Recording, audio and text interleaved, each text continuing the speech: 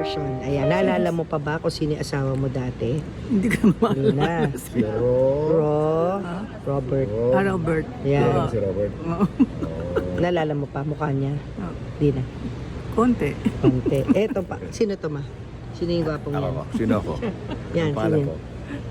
Ano kaano-ano ko siya? Ha? Kaano-ano ko siya? Ano? Yan. Sino siya? Si? Sino ma? Sino? Ju? Julius. Ayan. Kaano-ano ko si Julius? Kaano-ano ko siya? Boyfriend. Ayun. Boyfriend. Kailan kami kakasal? Kailan kami kakasal, ma? Kailan ko ikakasal? Kailan? Eh, boyfriend ko pa lang, di ba? Love you, ma.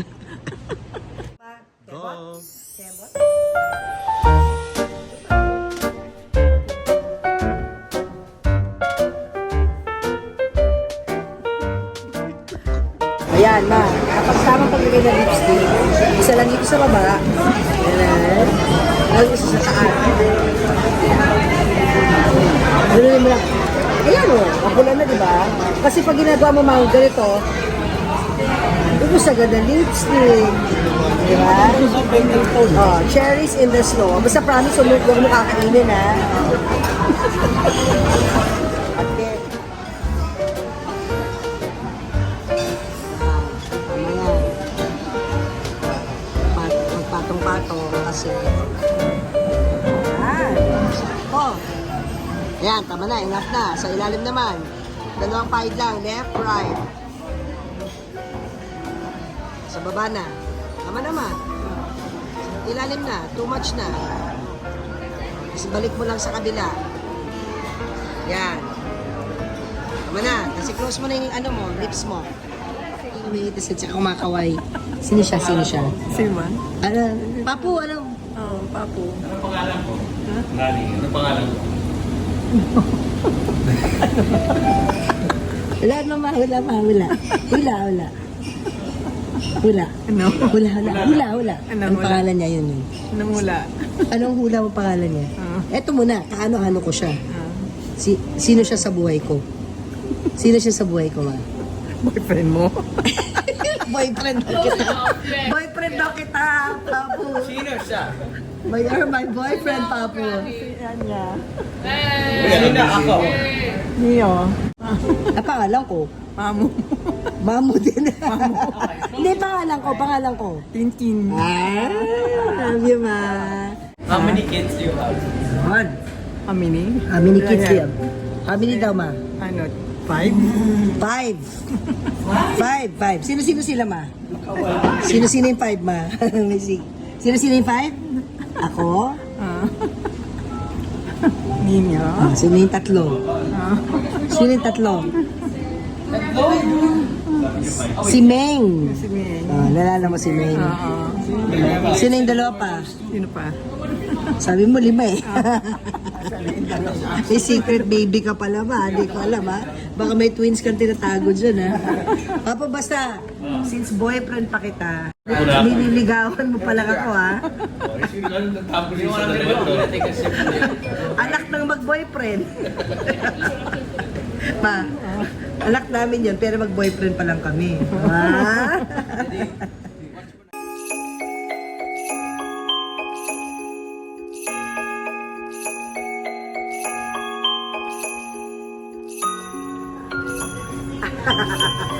Mother, di ba kaka-birthday mo lang?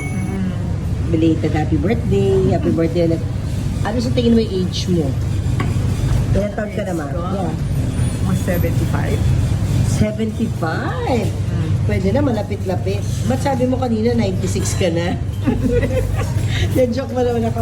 Ako 53, 73 ka. Lagi tayo magkaedad eh. Kasi nung 20 ka, 1970, pinanganak mo ko. So pag ako nag-50, ikaw 70. So ako 53, ikaw 73. So hindi ka 96 ma. 73. 73. Yan. Bata ka pa ma. Hindi na ako magbo-boyfriend eh. Problema lang. Ano yan. na? Hindi na ako magbo-boyfriend. Problema lang yan. Hindi ko na-expect yun ah. Problema lang yan. Friends na lang naman. Mga friends na lang. Mga friends? Friends only? Hindi masyado, pero okay lang. Hindi rin masyado. Ano na May lang puti. ba? Oo nga, mga nis-nis yun. Mga nis-nis. Wala na. Puti-puti, oo. Diba? Hi there, teammates! It's me, Mamo Tintin. Kumusta po? Nagustuhan niyo ba yung umpisa ng aking vlog? Alam niyo, unlike the first part of my vlog, yung part 1 na talagang bumaha ang luha, ang hirap po i-edit yon kasi ang sakit, ang bighat dalhin. Ito pong vlog, sinadya ko na to start on a happy note. Kaya nakita nyo, di ba, sinimulan ko yan ng mga video ni Mama, ng kanyang mga kalimot moments. Ngayon, we are able to take it lightly na, to make light out of it. Kasi kung yan, nangyari 2 years ago, sobra kaming seryoso nun, yung lahat dinadala namin ng mabigat sa puso na nakakalimot siya. Although hindi siya biro, dahil iba masakit naman ho kung yung mga loved ones nyo na dating mga active, madaldal, or talkative, tapos very bubbly, very much in control, and in command of all the things happening around her, her own life, her family, and then all of a sudden, she forgets the seemingly simple things like, sino ka? Anak ka, pero nakalimutan ka kung sino ka. Sino yung napangasawa mo? Na ang tingin niya, boyfriend lang pala. Kasi parang nag-stop yung memory niya dun sa nililigawan ako ni Julius. Kaya every time makikita niya si Julius, titignan niya ako na naghahanap siya ng clue. Na parang, oh mama, sino yan? Ang pangalan yan? Ganoon si mama, lumalaki yung mata. Ganyan, ma, ano siya sa buhay ko? Boyfriend? Ganoon si mama. Ngayon, we make light of it na, and not make mama feel na hala ka, hindi mo alam kung sino si Julius, hindi mo na matandaan, lagot ka. We don't make her feel that way. But I'm telling you, kung 2 years ago ito nangyari na, fresh pa at kakaalam lang namin kung ano yung sakit ni mama, yung dementia. Ang sakit kasi, di ba, dati alam niya lahat ng yun, ang sisimple ng information na yun, biglang nakalimutan na niya, nakinasal kami ni Papu, kaya nga, nagkita kami ni Mama, pinakita ko yung phone ko ng mga wedding pictures namin ni Julius, para inisa-isa ko, ito si Julius, ito yung mami ni Julius, ito yung daddy ni Julius, ito yung mga ninong-ninang namin sa kasal. Yun ang purpose ng mga pictures. I'm happy and thankful. Buti na lang na marami kaming photo albums, marami akong pictures and videos na ngayon pinapakita ko na sa kanya to make her remember. And I also told Myla na yung mga luma naming photo albums na nandun pa sa bahay ko, kung saan nakatira ngayon yung mama ko, araw-araw, pakita niya yung photo album, tapos magkwentuhan sila, parang storytelling na to remind mama na ito yung maliliit pa yung mga anak ninyo, ito yung birthday ng anak ninyo, ito yung binyag, ito yung binyag ng mga apo ninyo, ganon, to make her remember. Importante yung visual, yung visual reminder of who her loved ones are, how she lived her life. It will remind her of how she is as a person and who she is and how important she is to us. Yan. Again, kung nangyari ito na hindi niya ako kilala, minsan nakakalimutan niya sino yung mga apo niya, sino si Julius, laging boyfriend yung sagot niya pag si Julius Sabi ko, okay to boyfriend forever si Julius. Siguro yan kung 2 years ago, iiyak ako agad. Ganun, iiyak ako agad. Kasi naalala ko 2 years ago yung kakadiagnose pa lang ni mama, tapos nanonood siya ng TV, nakatitig siya sa TV, ganyan. Sabi niya, sino yun? Parang kilala ko yun. Referring to me, of course. Hindi niya ako kilala, hindi niya ako maalala. So, kailangan ipaalala ni Myla kung sino ako. Pag tumatanda tayo, if we're depressed, we lose that self-awareness na malungkot kayo. So, sometimes it presents with mga simptomas like common yung hindi natutulog, common yung hindi masyado kumakain na pumapayat. So, yun yung isa sa mga common na dahilan bakit sila dinadala sa amin. Dok, pumapayat po si Lola, hindi kasi kumakain. Pero if you ask the history, bibigyan ka ng history na nagsimula siya nung ganito nung namatay yung spouse or nung pandemic, very common yun. Yung lack of awareness na yan, very common siya. Actually, siguro meron siyang mga mild, yung initial symptoms na nakakalimutan. Then eventually, it progresses to moderate dementia, the middle stage. Magka-dementia ka, yung huli mawawala, yung mga araw-araw mo ginagawa. Even if pagising sa umaga, there's a tendency na magsisipilyo ka muna before you do certain tasks. So, very, siya. Yung stress, Doc, we live in a very stressful world. Bata pa lang, dami ng stressed out. Pwede yan maging trigger. Para Yung stress kasi, it's people who are stressed, tendency they have unhealthy lifestyle. So isang factor yon. Tapos people who are stressed, usually they have some anxiety or depression component. So those are risk factors identified with dementia. So yung stressors sa buhay, lahat naman tayo may problema.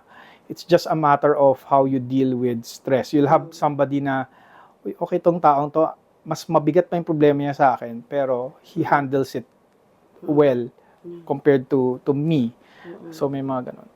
At one point in time, patients with moderate stage of dementia will have mga ganyang behavior. Sometimes they're very suspicious na yung caregiver nila is, kunyari, yung asawa nila may caregiver din. Minsan napagkakamalang kabit. May mga ganong instances. Or minsan yung caregivers, God bless them, napagkakamalang nagnanakaw.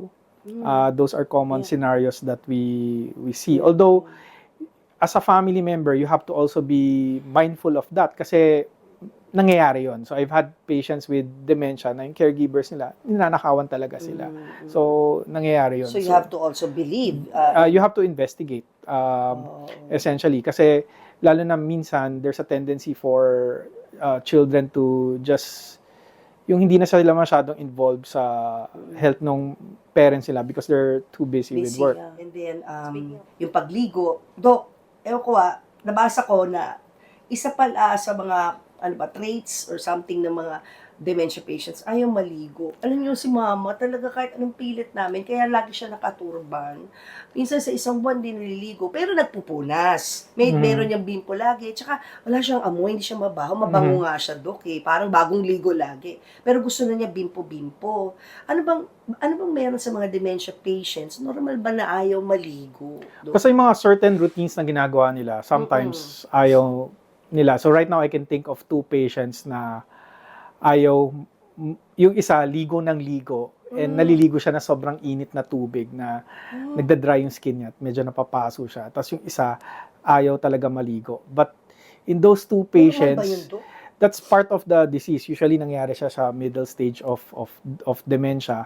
But right now, both of them naliligo na siya. So kailangan ng cues from everybody. So ma'am, it's wala namang gamot yan well, hindi siya gamot na pag binigyan ko yung isang gamot sa isang pasyente, maliligo siya or hindi siya mag-aano. So, convince mo lang talaga. yung paulit-ulit. So, sometimes you just repeat, 3 p.m. na po, ang init-init ngayon. Try nating maligo. Yung mga simple things like that. So, you do things slowly and hopefully yung small things na yon would grow. Si mama nakakatawa, nagpapabili naman kung ano nung shampoo. Yung mga shampoo na hilig niya noon pa. Yung pala, iniipon lang. Hindi naman nagpapa-shampoo kasi nga ayaw niya maligo eh. So parang you have to, papangunahan mo siya. Yeah. Ma'am, ito na po yung nabili yung shampoo kahapon, gamitin po natin. Kasi so it might convince her. So, Pero na-convince baby na step. namin, Doc, after many months na, hindi naliligo, puro naspo lang. There's a time na papunta ako ng parlor. Alam ko pupunta ako that day sa salon. So sinabi ko kay mama, "Mama, pakulay ka na ng buhok." Ayaw talaga, kaya nakaturban lagi. Sinabi ko sa kanya, tinry ko lang, "Ma, sa messenger to, kasi nga di ako nakatira doon. Pag hindi ka naligo, wala kang allowance sa akin." Kasi si mama lagi pag nakita ko, ganun agad eh. Wala kang allowance sa akin. Totoo yan, serious ako, di kita sunduin, hindi tayo kakain sa labas. Parang I had to do yung karinyo brutal. Alam mo, Doc, after that, nagpaligo, nagpa-shampoo, ay salamat after. Tapos medyo naginahawaan. And wow, lo and behold, that same day, sinundo ko siya, nagpakulay na siya sa David Salon, nagpagupit na, nagpa-style na, ay, hooray, ito makikita niyo yung video guys, i-share ko. Ayan guys, finally, Ngayon na lang ulit magpapakulay si Mama. Siyempre pa dito sa David Salon. No less. O Mama, reveal niyo muna yung hair niyo. After many years. Oh, lagi ka nakaturban eh. Yan. So, siyempre puti na yung hair ni Mama. Hello? This is a very momentous occasion. Kasi si Mama pumayag na magpakulay ng buhok. After many years. Mabilis lang yan, ma. Tsaka pwedeng warm. Wag malamig. Ayan. Favorite ko yan, ma. Pag nagpapashampoo ko dito, ganyan din. Sabi ko, warm. Gagawin niya yung warm. Malamig warm.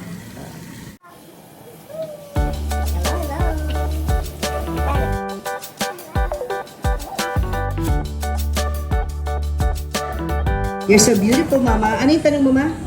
What age do I have? You are 73 years old and I'm 53. You're 20 years older than me because you had me when you were 20. Teenager ka nun nung nabuntis ka sa akin. After many, many years, nagkita ulit kayo. Oh. Talk na to, Mama. Anong gupit? Tinatanong ni Ino, ma, anong gusto nyo? Gano'n ka ano? Paano isi-style ni Ino? Style. Magtatalik ka pa rin, hindi na. O dito, here. Mahaba pa rin. Kasi mahaba pa rin. Here. Okay. Here. Mahaba pa rin. Para layer. Yeah. Ayan. Ayan, okay. Ayan. Ayan na. Ang dami rin matatanggal, no? Ilang, ano yan? Years, 2 years or more. More yan. Kasi gagawin pandemic, ko to. di na siya nagpakulay at all, eh. Di ba, ma? May? 4 years na into the pandemic, 2020. Ito lang ginupit ko. Ayan. O, yan. Siyempre, knowing me, itatago ko to. Date kami ni Mama ngayon sa David Salon. Ayun na.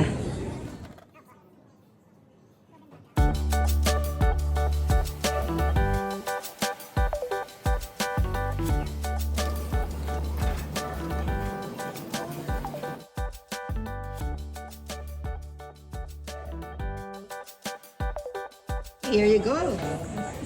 The Ino magic, Mama. At work. After 4 years, ma. Ano yung gold mo? Ayan, oh, ma. You have gold. Golden brown, no? Yeah. That's it.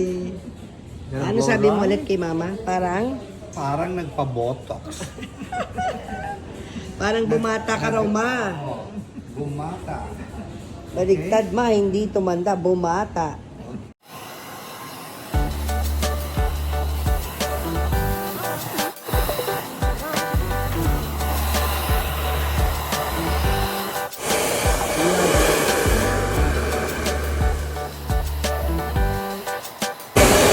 Ganda, Mama. How do you like your hair, ma? Nice. Happy ka, ma? Ganda, ma. Just what you wanted? Ganda, hindi ka na lagi nakaturban ngayon. Pwede na i-float, pwede na mag-party-party, ma. Wow, ganda. Ayun, ma. Si Ino yan to. Yan, si Ino yan. Si Ino yan. Yap, si Ino. Si Ino. Yap. Ito, si Ino yan. Ano ba? Si Ino yan. Yan. Ano? Si Ino yung nakasalamin. Yes, siya yung nakasalamin. Ino, happy si Mama, Ino. Ino, picture kayo.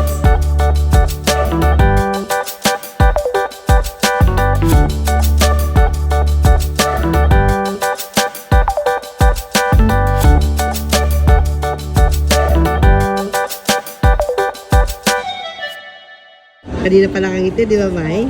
Ang sayang makita, nakangiti si Mama. Ngiting David. See? Love you, Mama. Love you too.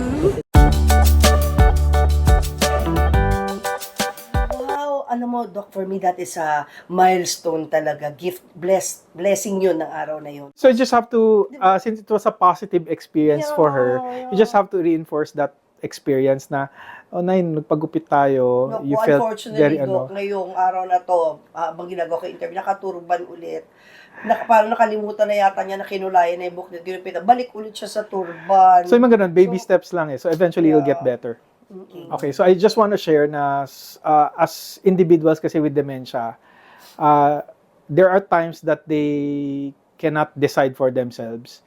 But there are also lucid moments na, especially during the early and middle stage of dementia, that they can still make decisions for themselves. Si mama ko middle ba siya? Most likely mga Hindi siya middle late stage of dementia. They can still make decisions for themselves. Although hindi palagi ganun. Every time nasa restaurant kami, ano to? Kakainin ko ba to? Sino nag-order nito? So, fish or chicken?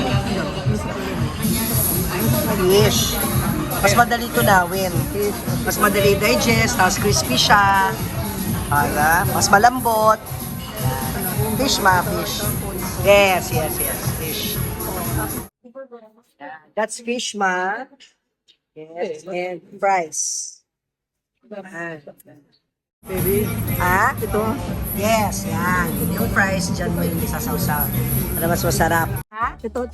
Oh, Ang gagawin ko rito. kakainin mo. Fish yan, ma. Malutong na fish. Wala ang ganito. Yan lang, sige. Ano mo lang, slice mo lang na mali.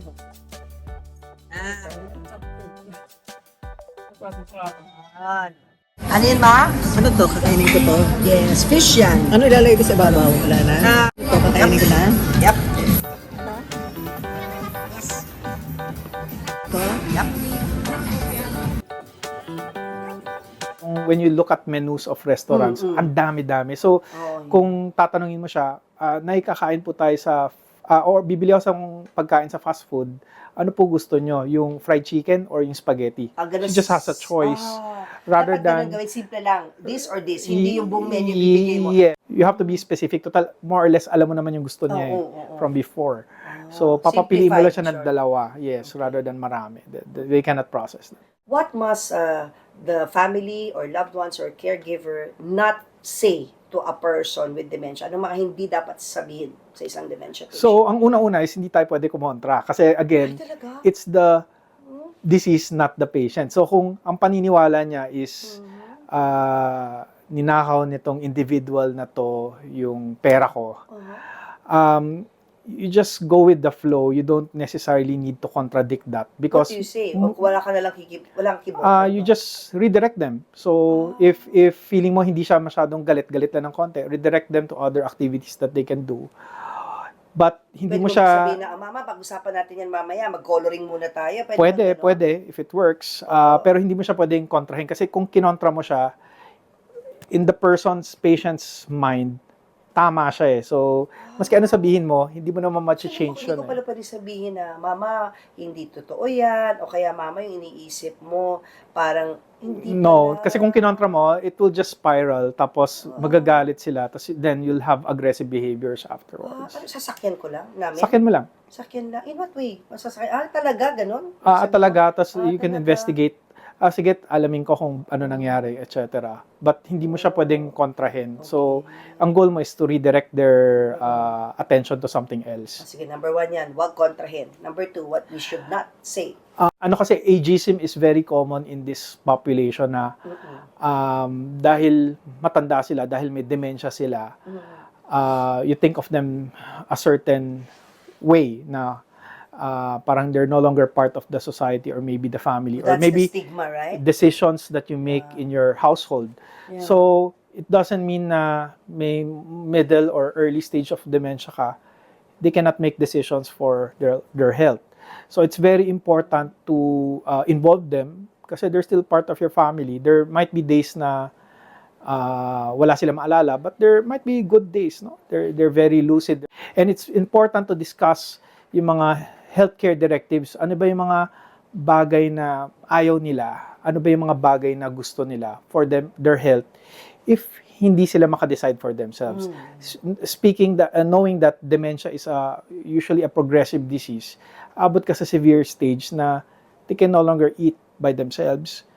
Do you put a peg? Yung peg is a tube that's placed sa tiyan na lahat ng pagkain doon na kasi every time na kumakain sila sa bibig, nasasamid sila. So, if suddenly they have a life-threatening condition that the heart stops beating or breathing becomes difficult, that the doctor wants to intubate, how aggressive do they want you to be? Because the burden of decision, as a family member, wala na sa pasyente by that time. Mga late stages na, mga siguro 90s na But yan, it doesn't matter 80s. kasi it can, certain pa rin things can, pupunta. I mean, certain things can happen Mm-mm. even in early or middle stage. Somebody can have a heart attack, somebody can have a stroke, etc. And life can be limited, maski nasa ang stage ka ng dementia. So you have to factor in dementia dun sa sakit nung pasyente. Kunyari, nagkaroon ng malubhang pneumonia na nagamot mo, na-intubate mo yung pasyente, na-cure mo siya, does it mean wala ng dementia? Nandiyan pa rin, maybe worse pa than the previous ano. So what I'm talking about are advanced care planning, about ano ba yung mga bagay na kailangan nating pag-usapan. Sometimes, yung kasi mga ayon nating pag-usapan with our parents, pero tayo kasi magiging healthcare advocates nila when certain situations happen sa buhay nila. Moving forward. So we don't feel guilty. We decide because we respect our parents' decision. Yun yung sinasabi natin sa mga doktor ng magulang natin. Takes a lot of patience, Doc, and understanding of the disease. Malayo lang, narating namin from 2 years ago na wala kaming kaalam-alam, na pati kami na full frustrate. Normal lang naman sa family members Yes. ma-frustrate, di ba?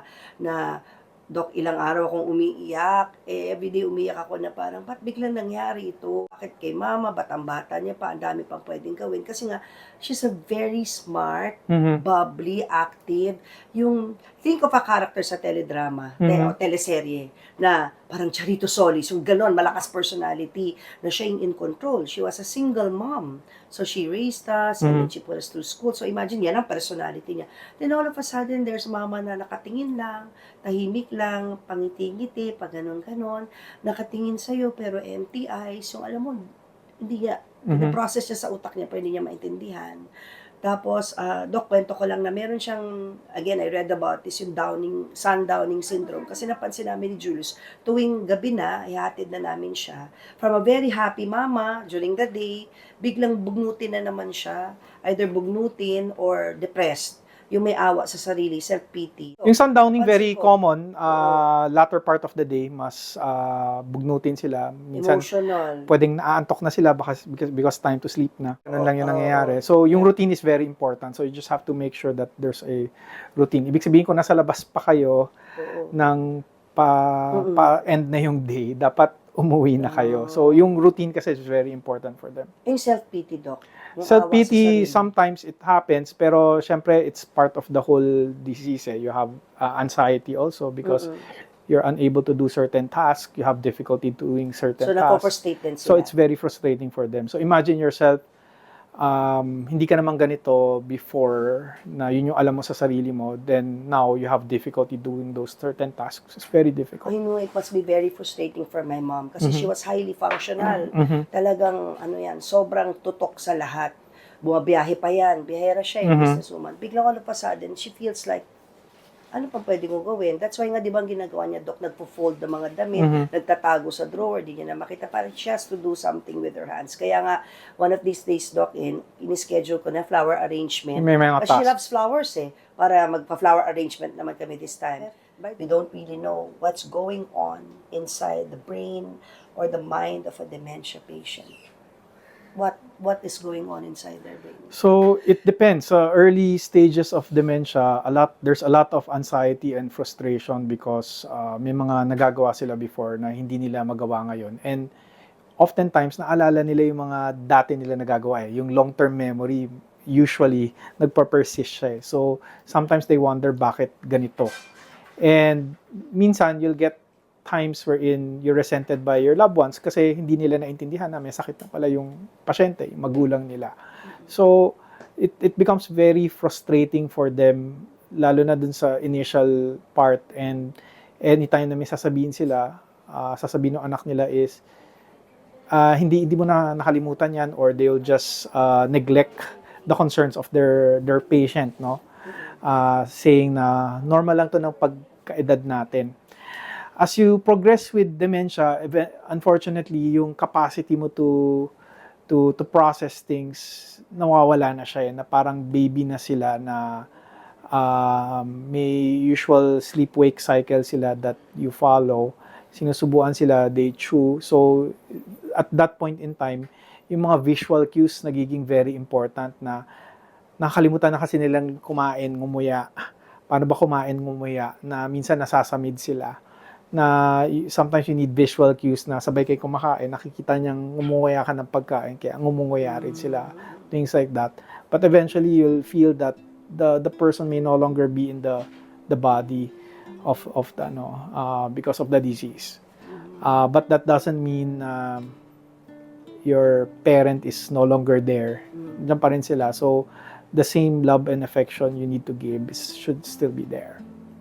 Kasi Dok, masakit yung nakikita mo na dati, ang sharp-sharp. Tapos ngayon, minsan hindi ka nakilala. There's a time na nakatingin lang siya sa TV, hindi niya ako kilala. Pero Yun nga. So for relatives with patients with dementia, you don't hold on to the facts na yung mga nakalimutan, but you hold on to those precious moments na naalala ka pa rin naman nila. Oo. Dok, totoo ba na may stigma sa dementia? Ngayon na modern times na tayo, may stigma pa ba? Yeah, unfortunately hanggang ngayon, meron pa rin. Bakit, Dok? Bakit may stigma? Ano ba yung stigma? Paano pinapakita na may stigma sa dementia? Common ko nakikita is hindi involved yung pasyente with family decisions because may dementia na yung pasyente. Hindi na siya So parang hindi na siya involved where before siya yung breadwinner ng family. Siya nagpaaral sa lahat. So yun yung mga things that unfortunately sometimes I see. Sa advanced stages of dementia, obviously they cannot make decisions, hindi na sila they cannot even talk. But dun sa early you and can't even talk in long sentences. or even short sentences, even the head they cannot hold up high, nakaano na lang siya, nagdudrool na sila. But dun sa early and middle stages of dementia, they can still make choices, they can still make decisions for themselves, for the family. There might be bad days, but there are also good days. So that allow happen. them to make those decisions. Yeah. Maganda yung kinoconsult mo pa rin. Okay ba tong hikaw ko? Yes, Maganda ba? yes. Yung mga little, she loves fashion. She Mhm. loves ano. So yun. Thank you for that. Oo, mula ngayon tuwing magsha-shopping kami, kasi mahilig mag-shopping nga eh. Tatanungin ko, ano mas maganda ma? Sa multiple Lipstick? choice rather than Yeah, di ba? very vague. Anong gusto mo lipstick? Pink or red? Mga Mhm. ganun. Ano ba yung sasabihin ko, Dok? Papa, may dadagdag ka pa ba? Kalimutan ko yung tanong ka ba? Wala, nasagot na yung kanina eh. I have to ask you, Doc. So now my mom is turning 74 this year, this December. Itong dementia, sabi mo nga, irreversible, there's no cure. Pero may lifespan ba to, Doc? I have to ask So, yung lifespan for what's recorded, usually from the start, mga from the start of being diagnosed. usually mga 4 to 8 years. This is the normal trajectory, but sometimes you'll see patients 20 years down the line. Depende sa, you'll have mas mabilis na progression, you have patients na na-start early nung mga delaying medications to delay progression na mas mabagal yung pagbaba niya. And it really depends. And you have a lot of factors in between na nagkasakit na hospital, may pneumonia, may iba pang sakit, may sakit sa puso that happens in between. So it's really not it's hard to say na ganito lang yung taningan mo isang tao na ganito lang yung ano nila. So that's why when there is time, you have to spend time and then make it all worthwhile. Make them do what they love to do. Gawin mo para silang productive Yes. and creative, 'di ba? Yung mga bucket list na hindi nila na-check, pwede naman yung Doc, 'di ba? Yeah. Kung pwede mag-marathon, ganun. Depende kung ano yung kaya nila. So, depende sa magluto, capacity. di na Or pwede. pwede mo naman i-modify yung mga marathon. But Simple things. social life is very important Yes. for dementia patients. Paano kung mga walang kausap, isa lang yung laging taong kasama? So, siguro, very important to engage them with the people they know, they're close with. Kasi naalala pa nila yung mga, most of those, yung mga best friends nila before high Paano school, kung wala na etc. yung mga best friends? Pumanaw na. Yung if during a part of their lives, kunyari active sila sa church, they'll know a group of priests and yung regular masses that they're having mass regularly, those are things to get them connected with the society. Pero Doc, ano mo, ma-advise mo na pag matanda rin kasama? Kung baka support group Okay na lang, kasing yes. edad niya. Yeah. Okay yun. Or may iba kasi na matanda, mas gusto nila mas bata kausap that they relate more, or may mga bata na mas gusto nila makausap nila mas matanda. They get valuable knowledge. So okay lang yun. So whatever fits. Traveling is also good. Traveling might be difficult kasi it's a change of environment eh. So, if ililipat mo, magta-travel kayo, it probably needs to be something that they're familiar with. That is why my mom liked Hong Kong. Kasi biyahera siya noon. Yes. Lagi siyang pupunta ng Hong Kong para bumili ng mga damit na ibebenta sa boutique namin. Mhm. Kasi okay sa kanya yun. And she loved Disneyland kasi si mama mahilig ngayon ulit sa mga toys, Mhm. teddy bear, anything na pambata. Mhm. Every time makakakita siya ng toy sa toy store, bumibili kami. Bumalik na siya doon sa Love for Dolls. Mhm. Tapos, panakita siya ng bata, para rin siyang bata, nakikipag-ano siya, hi. Ayan, oh, may babying dumarating, oh. Napansin agad ni mama. Oh?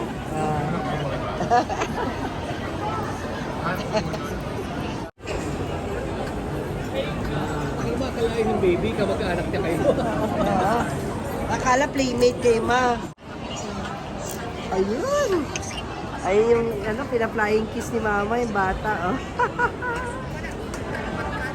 Ayaw talaga.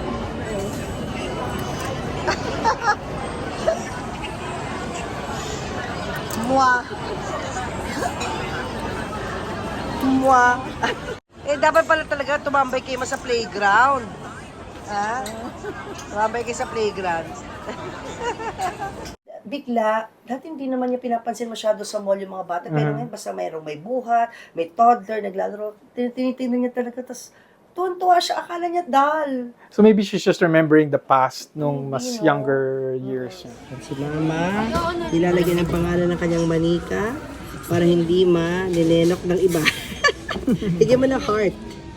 Heart, heart. Heart.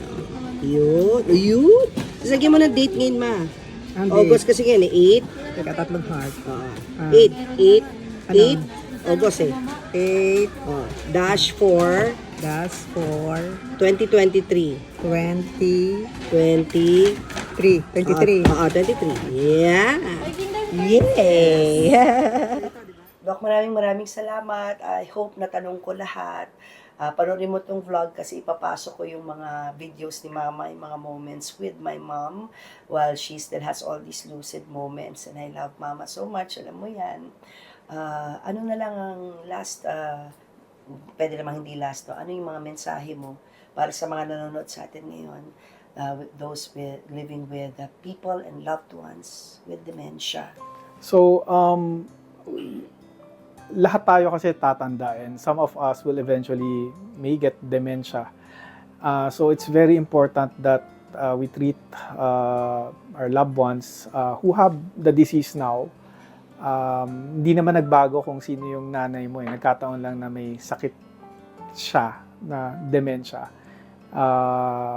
You just read their hearts and minds and continue to honor them and make them a part of your family. Kasi kung wala sila, wala ka rin. And if they're gone, a part of you will be missing. No? So, it's common, but it doesn't mean they're not respected, they're no longer part of our lives because they are still part of our lives. And yun lang, we just have to be aware na it exists, na yung mga simple things na sinasabi natin na makalimutin ka lang kasi matanda ka na normal. Pwede siyang normal, pero pwede rin kasing hindi. So, it's very important to identify yung hindi normal kasi may mga gamot tayo to delay the progression of that. And malaking impact yun in terms of function ng pasyente as they age. Maraming salamat po. Thank you, Doc. And that's why I'm doing this vlog. This is to honor you. I'm doing this to honor my mom. I love you so much, Ma. Para dun sa mga nagtatanong kung ba't nawala bigla si Mama sa Facebook. Kasi nga, hindi na siya nagsa-cellphone, hindi na siya marunong mag-messenger. Nagtataka ba't bigla siyang nawala, no? Maybe some of you will be surprised pag napanood niyo yung vlog na to na may dementia na si Mama, kaya hindi na siya masyado chika-chika sa inyo. And you're blessed if you're a friend of Mama and you don't have dementia yet. Kung kaitso si Mama. Unfortunately, si Mama has dementia. So, hindi na siya ganun na chika-chika. Pero Ma, I love you so much. Mahal natin yung mga magulang natin. Tatay, nanay, auntie, mahal natin sila. Unfortunately, there's dementia. a disease that will not attack everybody. But if it happens to your loved ones, through this vlog and to the help of Doc Henry, you would know what to do. Lalo na yung mga hindi pa nadadiagnose. Pero after you watch this vlog, alalaman nyo, ito pala yung symptoms. And you would know what to do dahil sinabi na ni Doc Henry, ito yung mga dapat yung gawin. Di ba, Doc? So, happy Mother's Day sa lahat ng mga butihing ina. Doc, happy Mother's Day to your mom. How old Thank is you. your mom? 70s, early 70s. Okay siya. Wala Okay siyang dementia. Happy Mother's Day to my mother-in-law, Mami Sena, 85 years old. Very sharp pa. To all the mothers in my life, happy Mother's Day sa inyo. Sa inyong mga nanay. I love you so much, Mom. Thank you too. You're welcome. Alam mo? Yun ako iwasan. Yun pala magpapatawa sa inyo, clumsiness ko, Mer. Clumsy Tintin.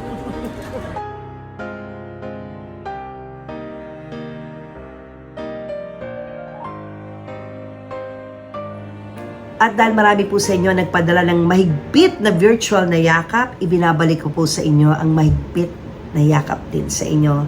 Yakap sa iyo at yakap sa inyong mga magulang, loved ones, nanay, tatay, lolo, lola, kapatid, auntie, uncle na may dementia. Yakap na mahigpit through prayers and through our shared experience. At muli, maraming salamat from the bottom of my heart for joining me from part 1 of my dementia vlog in honor of my Mama Ching up to this part 2 of my vlog. Andyan pa rin kayo, watching till the very end. Gusto kong pasalamatan sa puntong ito ang mga doktor na nag-aalaga kay Mama. Maraming salamat sa iyo, Dr. Mark Henry Hoven. Thank you, Doc. Thank you for the patience. Thank you for sharing your wisdom, your knowledge, and your expertise sa parts 1 and 2 ng aking vlog. Thank you, Dr. Janelle Gatlabayan Cleto, my mom's psychiatrist. Thank you, Doc, lalo na ng pandemic na puro Zoom lang tayo. Wala tayong magawa kasi Zoom lang talaga ang pwede. Thank you for taking care of my mom, lalo na sa kanyang mga meds na malaki ang naitulong sa kanya. Dr. Mitch Anlacan, ang neurologist ng mama ko. Maraming salamat. Nakita sa MRI na nag-shrink na yung brain ng mama ko, pero pinaintindi mo sa amin kung bakit at kung anong dapat gawin. Sa lahat ng mga nurses na nag-alaga kay mama sa Medical City, maraming salamat. Sa inyo who care for my mom by watching this video, commenting, praying for her. Sa inyong mga friends at relatives namin, nakilala si mama mismo personally. You've seen her in the past. You've seen her nung maliit pa ako, nung bata pa si mama. Sa inyo na naka-experience kung anong klaseng babae si mama, na napaka-strong ng personality. And here she is now, a changed woman, like a child again, meek. You know, meek yung mahina magsalita, mahina maglakad, mahinhin, mabagal, kumilos. Parang di si mama, no? Maybe she's another mama now in another phase and chapter of her life. But let us pray that the memories sana will stay a bit longer. Help me pray that sana the memories of my mom will not fade altogether. Sana may matira. Sana hindi 100% mawala. Through the right diet, daily exercise, happy memories. Kasi importante yun happy siya. Sana magtagal pa yung mga natitirang memories sa brain ni Mama. Thank you again, everyone. And at this point, I'd like you to know that I'm praying for you and your loved ones, especially yung mga mahal nyo sa buhay na may dementia. Continue to share this vlog, guys, para mas marami pa tayong ma-reach, lalong-lalo na yung mga merong mahal sa buhay na hindi pa nila alam na baka may dementia na ang kanilang mga loved ones. Thank you, teammates.